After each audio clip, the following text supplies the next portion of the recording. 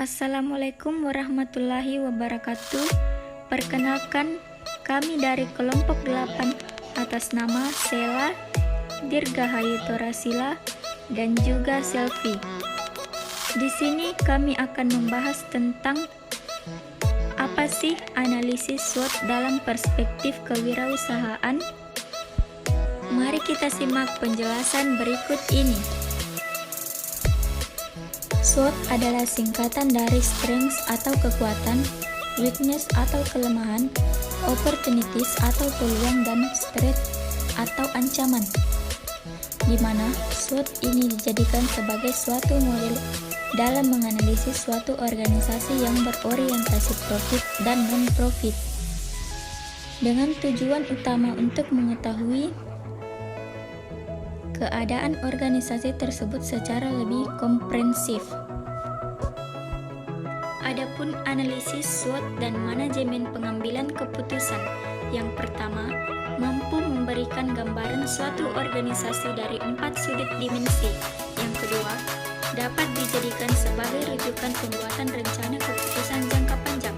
Yang ketiga, mampu memberikan pemahaman pada rasa stakeholder yang berkeinginan menaruh simpati bahkan bergabung dengan perusahaan dalam suatu ikatan bekerja sama yang saling menguntungkan. Yang keempat, dapat dijadikan penilai secara rutin dan melihat progress report dari setiap keputusan yang telah dibuat.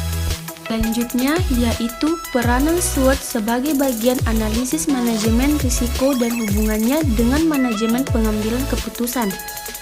Peranan SWOT sebagai alat dalam menganalisis kondisi suatu perusahaan selama ini dianggap sebagai model yang dapat diterima secara umum dan lebih familiar.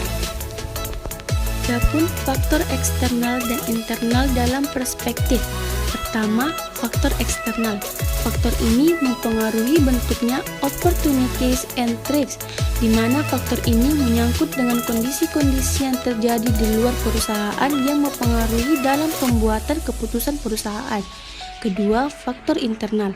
Faktor internal ini mempengaruhi terbentuknya strengths and weakness, di mana faktor ini menyangkut dengan kondisi yang terjadi dalam perusahaan. Selanjutnya, model analisis SWOT. Dalam rangka menciptakan suatu analisis SWOT yang baik dan tepat, maka perlu kiranya dibuat suatu model analisis SWOT yang representatif.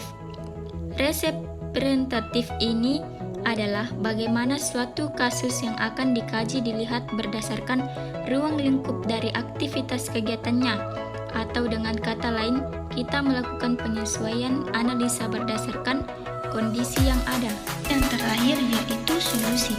Berdasarkan data pada kasus di atas, maka kita selanjutnya dapat membuat analisis SWOT untuk faktor internal dan eksternal dalam strategi matriks SWOT. Adapun istilah pentingnya dalam bab ini yaitu strengths atau kekuatan, opportunities atau peluang, weakness atau kelemahan, dan threats atau ancaman. Itulah penjelasan materi dari kelompok kami. Terima kasih. Wassalamualaikum warahmatullahi wabarakatuh.